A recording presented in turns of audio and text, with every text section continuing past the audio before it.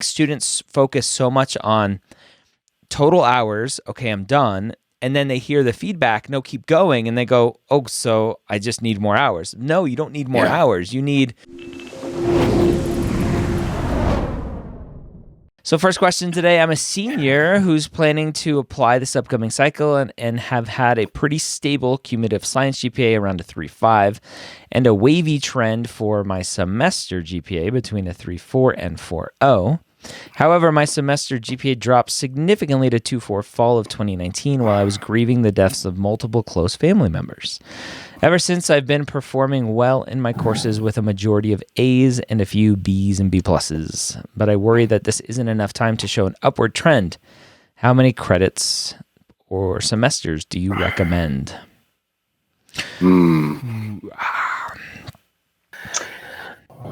Wow. Well, it sounds like the way that this student describes it, to me, it sounds like there was just one semester with a dip, and it's been fairly stable aside from that.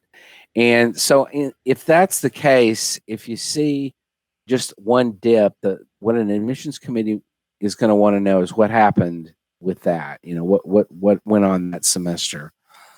And so I don't necessarily think, unless that semester was like recent, like super recent, like this past semester, and you bottomed out, then it will take a couple of additional semesters. So if this student is applying this year, or wondering whether to apply this year or not, then they really only have the one semester this spring to bring that, to show that was just a dip and not a trend of any sort. Yeah. So, and I think with a lot of explanation as to what was going on and why that semester happened the way it did and everything, obviously that's going to be necessary. But it sounds to me like if you recover this semester, I'd go ahead and apply this year, and kind of see what happens, and then if you have to reapply the following year, then you've got two additional semesters under your belt for that, to show that trend. Yeah, I agree. Right, fall 2019. That's 3-ish semesters ago or so, and mostly A's since then. So it does say fall 19. Yeah, so I think she's be fine. Yeah, sounds like they've I wouldn't corrected. I wouldn't be too worried about that. Yeah. I love University of Illinois, who I had their director of admissions on a couple of years ago now. At this point, they had the ability to cancel out like a whole year's worth of bad grades. It's almost like when you're looking at averages and stuff like that, you throw out the high ones, you throw out the low ones, and you get that kind of good number. Are you familiar with any other schools? Obviously, you're most familiar with Texas schools that do have the potential to do something similar. Yeah, basically, the way it works in an admissions committee is that an admissions committee can basically do whatever they want to do. They can, if they want to, throw out a semester and recalculate the GPA, or if they want to accommodate that in whatever their scoring structure is, then they can do that. They have a wide latitude to do whatever they want to do, and I've seen that happen before where a circumstance happened and an admissions committee, basically wanted to compensate for that circumstance. So, circumstantial things that might happen would be a good example. Another example might be a varsity athlete or a, military institution, a military like the Naval Academy or the Air Force Academy, where these cadets have lots and lots of commitments and stuff, and there's not a whole lot of wiggle room in terms of time. I've seen admissions committees before where they're not going to just cover everybody that went to that institution or that had a similar circumstance, but they might say on this particular student, because of what we see in the application, we're gonna make an alteration of their application to give them credit in whatever our system is to make them to compensate for whatever the occurrence was. And so I would say that kind of thing is not unusual where schools are making choices to do whatever they want to do because they like an applicant. Most of the admissions committees are very focused on doing things, especially these days, doing things in a legally defensible way. And so they're real careful to make sure that anything that they do has a good paper trail, has a good degree of justification to it, and that they treat everyone with a similar circumstance the same way. Yeah. I don't think we talk about that enough. Unfortunately, right, that we have to talk about it at all, that medical schools from a legal standpoint are trying to make sure they're doing everything kind of above the board so that if there's an issue next year and a student doesn't get in and mommy happens to be a powerful lawyer, that the school doesn't get in trouble for arbitrarily pushing up someone up the admissions chain. Right. So, and that could be for anything. And so, I think that they're very cognizant of that. Most admissions committees have a lot of tutorials from their legal staff and really try to do things in an up and up way. So. Yep. All right. Next question coming up here. Very common one, and actually kind of interesting because I just had a kind of post-bacc director on my Premed years podcast today. The question is indications that a student needs a post-bacc before applying. After this upcoming spring semester, my projected science GPA is a 3.3 and an overall 3.53, which makes me think that it might be better to do a post-bacc and hold off applying until 2022. And this goes into, I need to see the graphs, right? Those final numbers don't tell me anything. I need the graphs. I need the trends. What does that look like? Yeah. Is this like a student who the previous question, right, had this 2.4 freshman year and then has done well, but their overall isn't great still? This is the same student. She added that as a follow-up. Oh, it's a follow-up. Oh. Yeah. Oh, that's interesting. So they had a 3.5. Okay.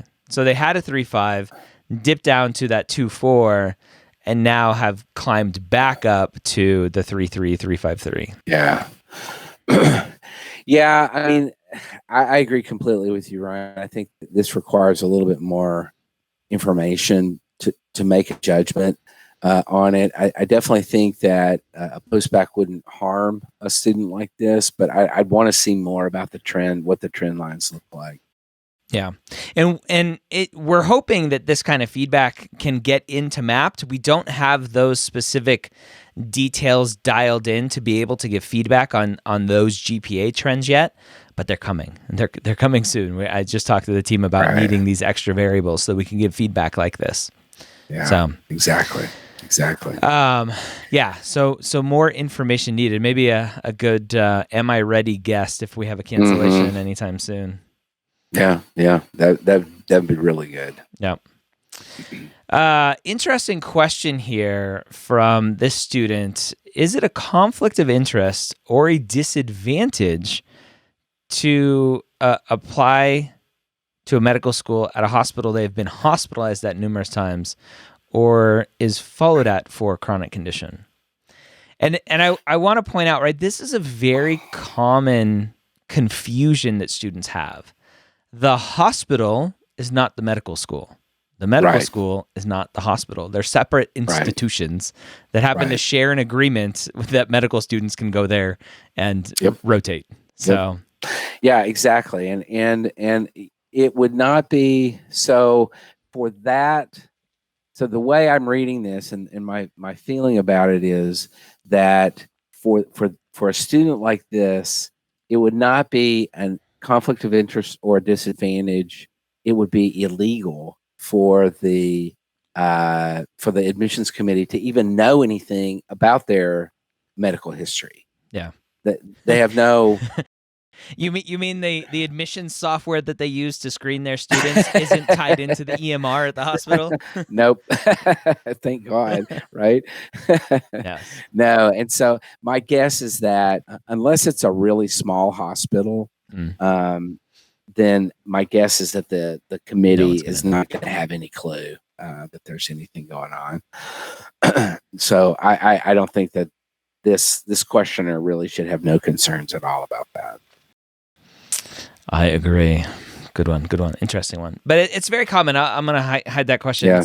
It's very common, especially with either interview answers, why do you want to come to this school, or secondary Right. answers, essays about why you're interested in this school. Students spend a lot of time focusing on the hospital.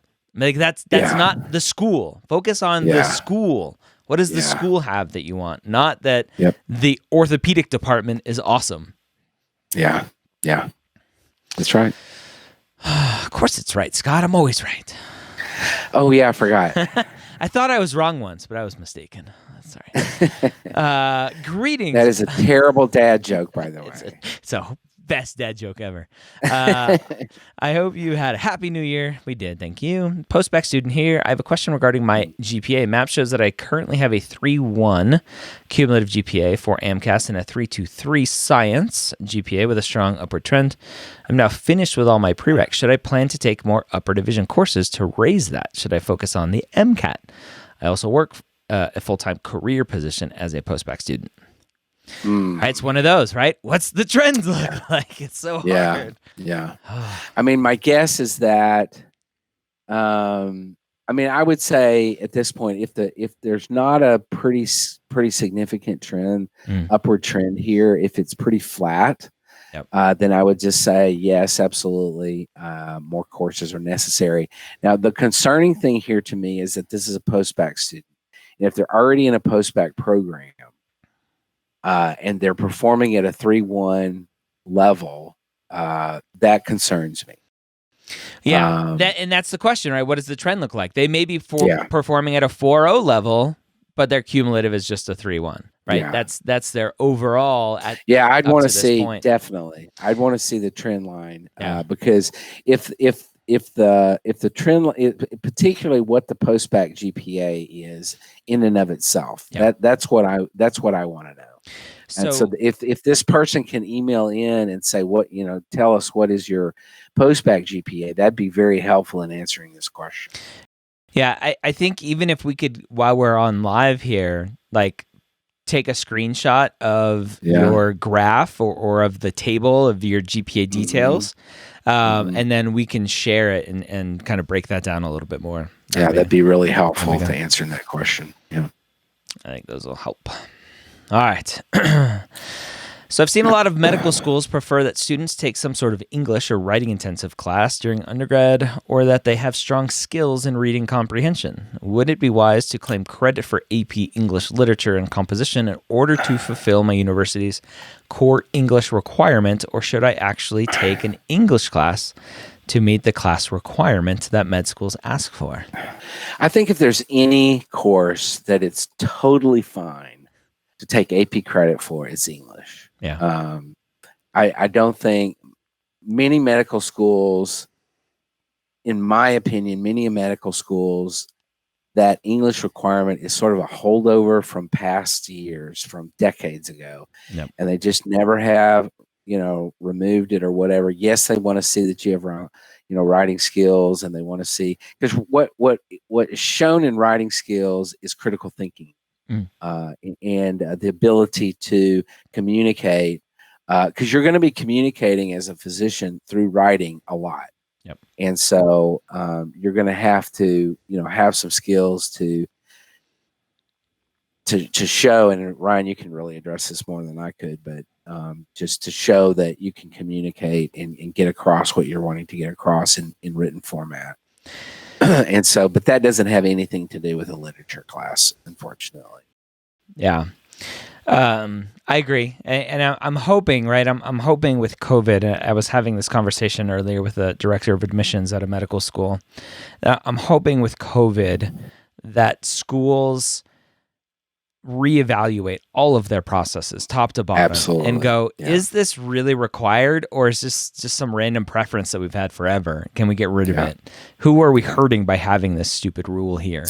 To hopefully level the playing field. So, because I think, honestly, I think some of the, a lot of schools, undergraduate schools, have a writing across the curriculum sort of idea. Yep. And there's other classes. They might take a history class or an anthropology class that's a writing intensive class that's going to be much more beneficial in terms of, the sort of communication abilities than would be a freshman level lit class or something like that. So, I like the idea of a writing requirement, but I think in terms of this particular question, the AP credit for English, I'd go for the AP credit.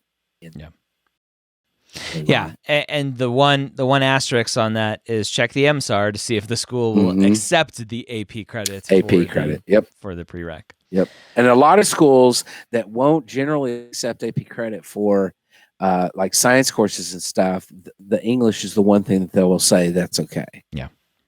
There's a couple of those here in Texas. That's so generous of them. Yeah, I know, right? Oh, man. If you've completed an SMP, will an undergraduate GPA still take priority and or get your application filtered before viewing the improved SMP GPA? No, I don't think so. I think when they see when generally when admissions committees see a graduate program, SMP, or even just undergrad post-bacc classes, and see that distinct post-bacc GPA, they're gonna notice that and are gonna give credit for that. That's another example of where a medical school may well compensate in their process for. So, for example, I know what we used to do in our system of, we had a somewhat formulaic system. There was a formula that helped us sort of rank students, although it was really a lot more holistic than just that. But what we would do is if we saw the formula, we would replace often the post-bacc GPA would replace the undergraduate GPAs, and then we would essentially be just saying we're going to ignore the undergrad GPA and just use this post-bacc GPA as what we're going to use for the process. And so I in terms of this question, definitely I think you're not to worry about that. They're going to see the GPA, they're going to see that SMP GPA, and act accordingly. Depending on what they want to do with your application. Yeah. How many semesters? I love. They're all around the same topic today. How many semesters or quarters of a do-it-yourself post-bacc and units per quarter is needed to show successful academic performance? How do you explain a quarter of post-bacc with 2 C's due to an illness that quarter? Yeah, this is a good question, and I think, basically, if you're doing a post-bacc, even if it's a do-it-yourself post-bacc, you're going to want full-time coursework, which semester system typically means at least 12 hours. All sciences, and the way you explain an illness and a substandard GPA for a semester is or a quarter, you just explain it. You just say, this is what happened. I had whatever illness and I couldn't concentrate on, whatever the story is, that's what you say. And then they'll make a decision based on what they want to do. The concern is going to be, of course, what happens if you get sick in med school, and are the wheels going to fall off? And that's always the big concern, is that the best predictor of past behavior, future behavior is past behavior. And if this is the trend, and something happens, grandma dies, or your favorite uncle, whatever happens to your favorite uncle, or you get sick or whatever, the concern is going to be what, in med school, what's going to happen when grandma gets sick, or when, whatever happens, is this going to be what's going to happen again? Yeah. Exactly. Oh, Yeah, man. and I think there's a little bit of reading between the lines with that question that was asked, because the questioner said, how many credits do I need to show performance, but then mentioned that the 2Cs happened in the post-bacc, right? Yeah. So Yeah. I guess, I think that the question that they didn't ask that maybe needs to be stated is how many quarters of, Recovery. Yeah. recovery are needed, Yeah. right? And like, does the clock start over again after those 2Cs? Yeah. I mean, Yeah. I know Yeah. cumulative That's doesn't, right. right? But like, so there, I think there's a little bit of extra reflection for this person who asked that question to think Yeah. about, what are you going to do to show future A's from here on out? Yeah. Yeah. That's right. Yeah. And, I think that admissions committees can be forgiving, but there's a limit to that.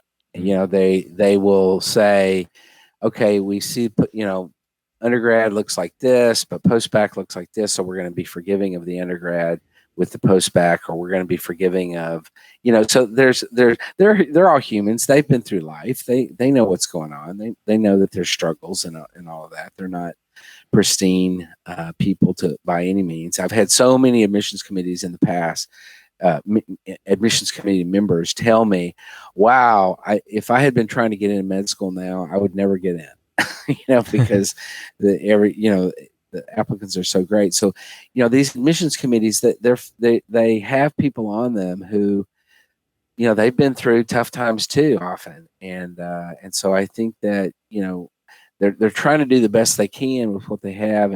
But the forgiveness only goes to a certain point, and when they can't, because you have to keep in mind, I think, that it is a competitive process, and there are lots of other applicants outside of you that don't have blips and don't have the 2 extra C's in post-bacc or whatever.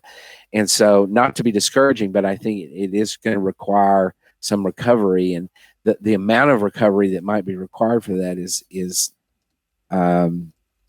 I'm not sure. I think it would take getting a little bit more into the weeds to answer more specifically about that. Yeah. All right. Let's take the next question here. Where'd it go? I scrolled way down. Hold on. my mouse just freaked out and I just lost my place. We got a lot of great questions today. There we go. Yeah, there are. All right. As a 43-year-old non-traditional student, I'm curious how heavily high school transcripts and SAT scores play into applications. We'll stop there. They don't. Yeah, although on zero. the Texas one, you have to put in your SAT scores, don't you? Yeah, you do. Yeah. Why is that? But I think it's one of those holdovers. What they're trying to figure out is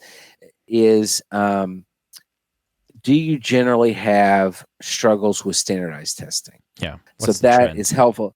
Yeah, if I can look at a MCAT score that's, let's say it's a 502, and I look back at the SAT, and the SAT is, and this is not generally admissions committee members. This would be the admissions officer, because admissions committee members, they often don't know what the scale is for SATs or ACTs. They don't, but an admissions officer who looks at this all the time will be able to see, okay, here's a substandard SAT score matched with an MCAT score that's not great.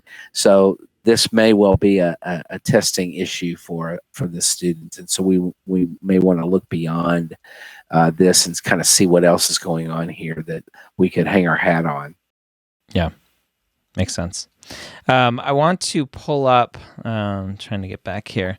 I want to pull up the trend line. So the student was able to give us trend lines. Let me pull that up real quick. Here we go. So there's the trend lines. So it looks like she took a picture of her screen there. Yeah. And so you can see, she said kind of the up and down. There's that. That's a different one. That was a very early on poor semester.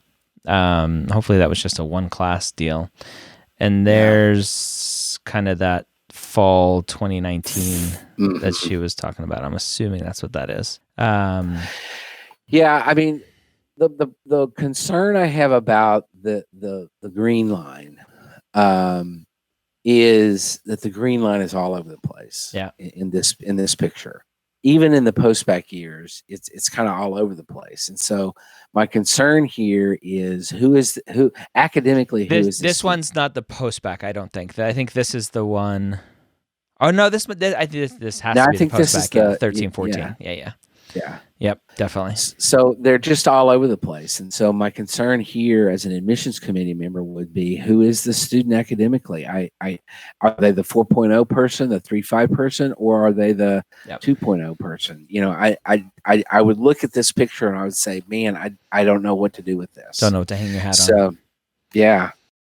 Yep, I agree. Yeah. So what we need to see is an extension of that green line, steady, up as high as it can be, as close to a 4.0 as possible. Yeah, that's right. A couple more semesters there, unfortunately. Yeah, I agree. That's why the trend lines are important, right? Telling me you have a 3.1 and a 3.23, like that doesn't mean anything. What does it look like? Tell me what it looks like. Yeah. That's right. That's right. Okay. Bueno. That was good. Yeah, we should ask for those pictures too. That's pretty easy. That was very helpful. Yeah, very helpful. All right. I'll throw up the next question there. I'm all out of whack. Discombobulated. Here's one. Let's see. Oh, here we go. Thoughts on a letter of recommendation from a doctor for the 2021 application cycle? I planned on in-person shadowing starting in March, but then COVID hit. I only have virtual hours.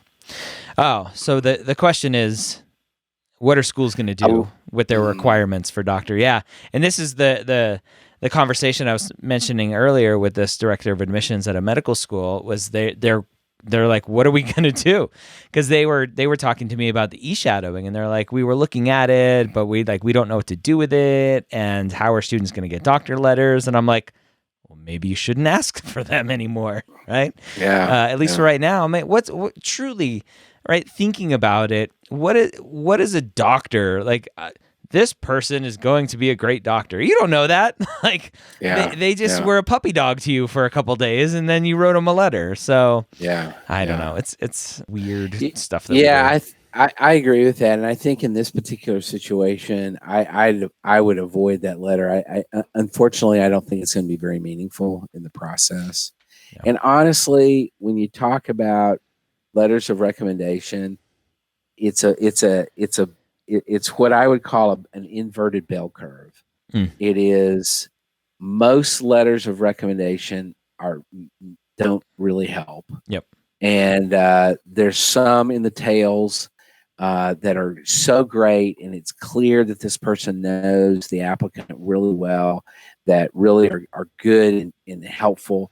And then there's a very limited number on the other end of the spectrum where it's just like, oh my gosh, why did this person ask this other person for a letter? Because this is a horrible letter. But honestly, my experience has been letters, most of them are fine. And so what that just means is they're looking for outliers in the letters, and most letters don't have any outliers. Yeah. I agree. Yeah. So really to finalize that answer is, it's going to be up to the schools on what they do to change their potential requirements for letters in the next year or so. Yeah. We will find out. Yep. I'm considering doing a postbac, formal full-time, which would count for graduate credit. Why? Not necessarily. But I don't know if that is more or less valuable doing a do-it-yourself postbac at my undergraduate university part-time. How would you weigh the pros and cons of doing either of these? Again, this question. This is why I love the conversation I had today with Dr. June Kim of KGI. So I want to just kind of clarify, a formal postbac program, unless it's an SMP, is probably still undergraduate coursework, not graduate coursework. So correct. Just a clarification there. Yeah, correct. That's exactly right. And, honestly, I think if a student needs a postbac, optimally it would be full-time. that's just going to be the best scenario. Now, some students can't do that, and I totally get it, and I understand. But again, optimally, I think that full-time coursework, all sciences, and I would say probably not at your undergraduate institution. I think that the problem with doing a DIY at your undergrad institution is if you were a biology major, you may easily run out of courses to take, and so depending on the size of the institution and the how specific they get with some of the classes. But I know some schools, you're going to butt up against not having any other classes to take. And so that would be a real problem. So I would say optimally, to answer this question, it would be a full-time coursework, post-bacc, and not at a different institution. And just for those who potentially are new to your language of optimal, break down those three categories that you always talk about. Yeah, so I like to think of things in terms of optimally. What is the best case scenario? If you had to lay everything off the table that are I can't because of this or that or that or that or whatever. Optimally, what would this look like in the perfect world? And then there's the acceptable level where, yes, is it acceptable to go to my same undergraduate institution and do a DIY post-bacc? Yes, obviously those courses are going to count. They're accredited. They're going to count toward post-bacc credits and stuff like that. And then so optimal, acceptable, and then there's unacceptable. So unacceptable in this particular situation would be, for example, backing into a community college. That would not be helpful at all. So I think it would be very difficult to make a case for that. So in my view, that would be the unacceptable option for this student. Yeah. So those are my three levels. Yeah. Cool. Ooh, long one here. What are your thoughts on pre-meds not being able to find a job within the medical field due to COVID-19? Also, how about not being able to do much during the gap year during these tough times? Most people study for the MCAT during their gap years, and I have heard that admissions committees do not like to see people only studying for the MCAT during their gap years. Yeah, I think if you're taking a gap year just to study for the MCAT, that would be a little bit of a concern to me as an admissions officer or to an admissions committee member, because we're talking about lots of students out there who have tons of irons in the fire and are doing great, are doing well with all that they have going on. And so when you encounter a student who is basically shutting their life down to study for the MCAT, that can be a bit of a concern. Now, I don't think it's necessarily going to be a huge black ball to you, but I think it could, raise a red flag that says, why does this person need, to strict, because they're not going to have that in medical school.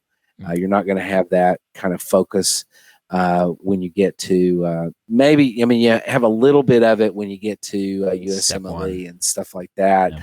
But even at that, it's not a long period of time. It's maybe a few weeks that you have to really focus in on it. So so I would say, yeah, full time and gap year, doing only MCAT, probably not great. I would want to see a lot of volunteer work or clinical activities, whether they're paid or not.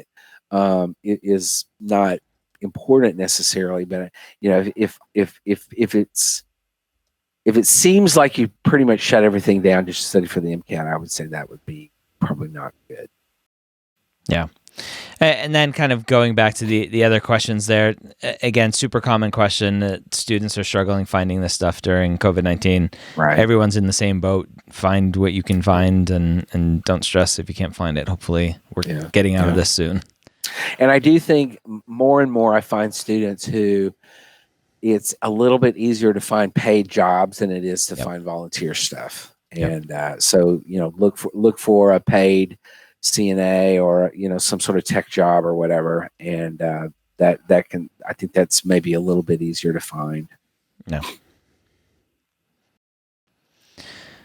All right. May I please know what students should provide their letter of recommendation writer so that they can write the best possible advocacy letter for their application? I have a good answer for this one. Yeah, go for it. What they ask for. Yeah. A lot of students delay asking for a letter of recommendation until they finish their personal statement, until they finish this, until they finish that. Like, just ask and then see what they want. What do you want to say? Yeah, and they'll tell you what they want. I think if it's someone new who doesn't know how to write a letter, the one thing that I definitely recommend is the AAMC has their letter writer guidelines, and if you just Google AAMC LOR guidelines, that's a good kind of base level of what the letter writer should be thinking about when they're writing their letter of recommendation. Yeah. But other than that, it's pretty good. Yeah, it's a pretty good guideline. It is. The AAMC document's it's pretty good. Something good that they've put out. Yeah, absolutely. And it's free. And it's free. Wow, crazy. Shocker. From me, really? I've written many a letter of recommendation for med school applicants over the years because for so long I was managing MCAT tutors. So I was a supervisor of a lot of people on their gap years. And, usually if the person knows you well enough to write the letter, they don't need anything. Yep. Right. Sometimes I would ask for the resume just so I could put my knowledge of them as an MCAT tutor into context into their bigger life, because often I knew them really well as a tutor and didn't actually know a lot outside of that. So sometimes the resume was helpful. If MAPT had existed back then, I would have loved to have been able to see, get the advisor read-only view of MAPT. That would have been really helpful too. Yep.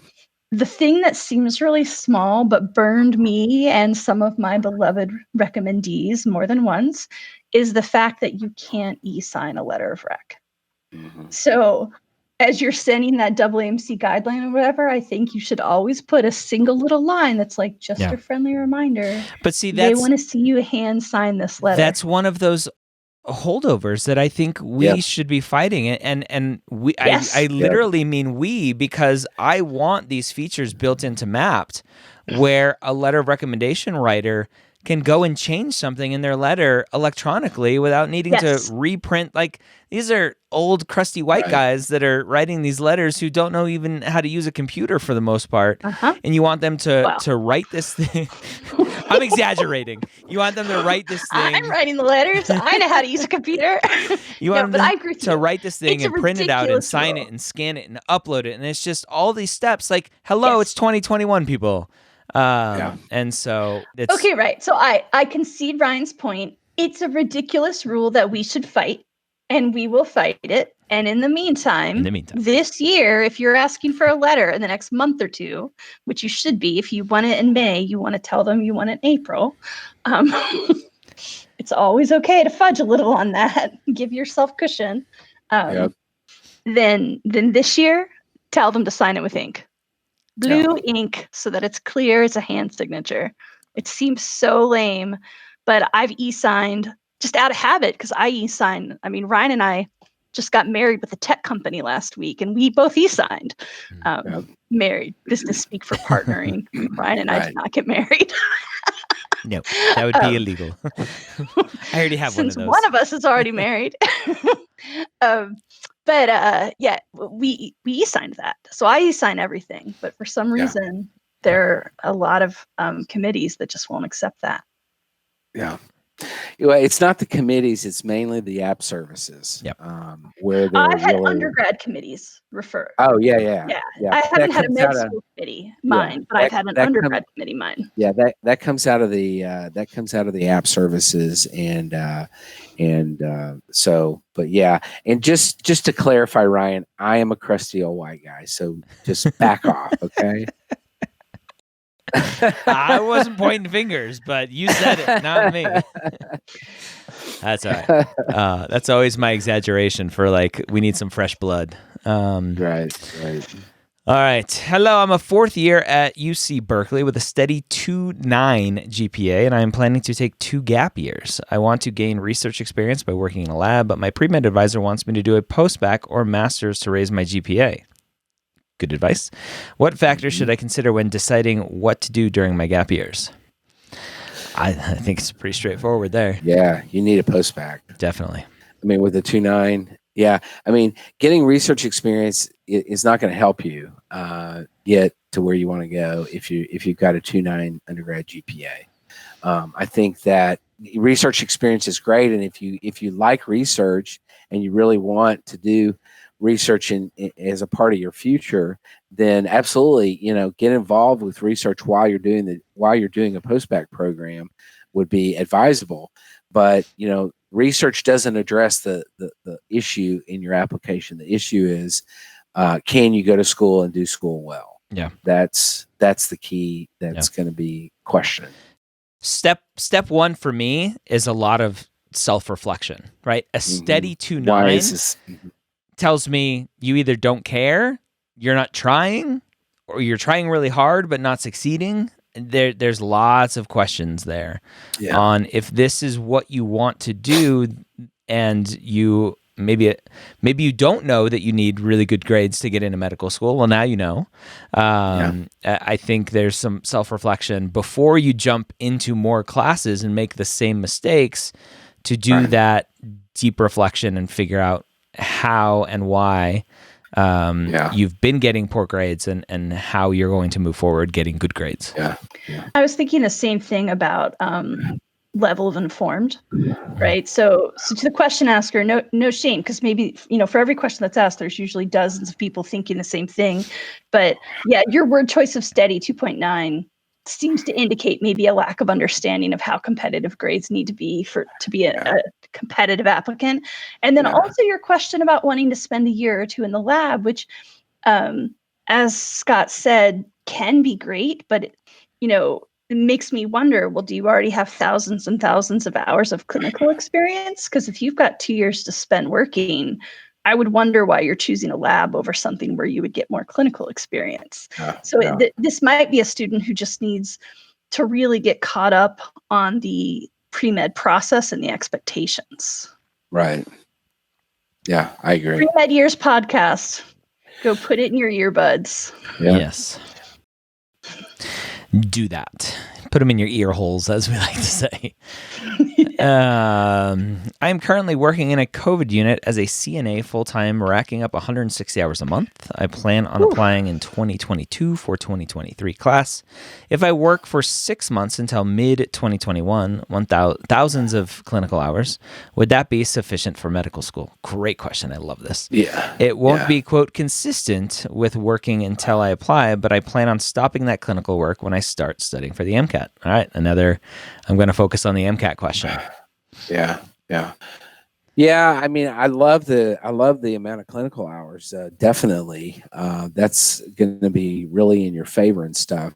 I guess I'm wondering why you need to stop working. To me, it'd be better if you could just go part-time in your work and work part-time and then do MCAT part-time. That would look a lot better. And this kind of goes back to the previous question about, shutting everything down to study for the MCAT. I definitely say if it's possible to go just to part-time work, that would be a better solution in my view. Yeah. And just to clarify, right, the number of hours is plenty at this point, right? You have plenty of hours, but stopping cold turkey to focus on the MCAT is going to raise a lot of questions you don't want to raise. Yeah.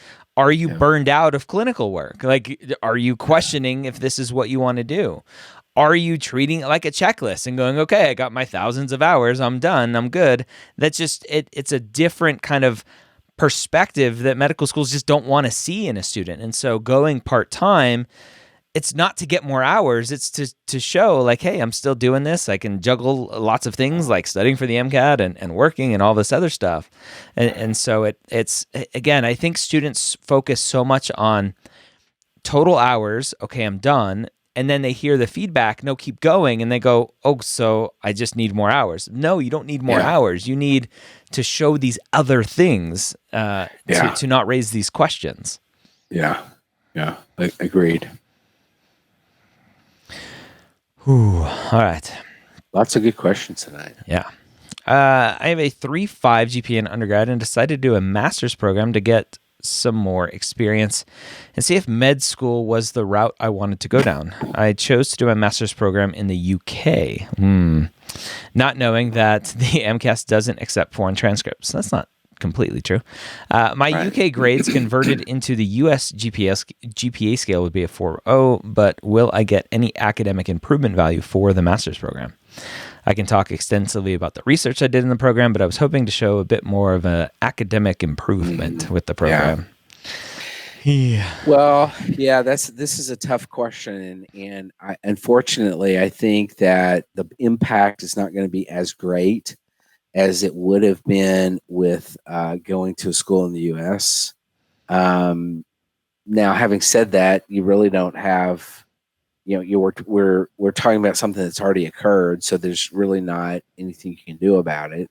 So, I think that now is just the time to really talk up your research experience and talk up, the conversion that you did really well at in getting some good recommendation letters out of the UK experience would be helpful in that regard.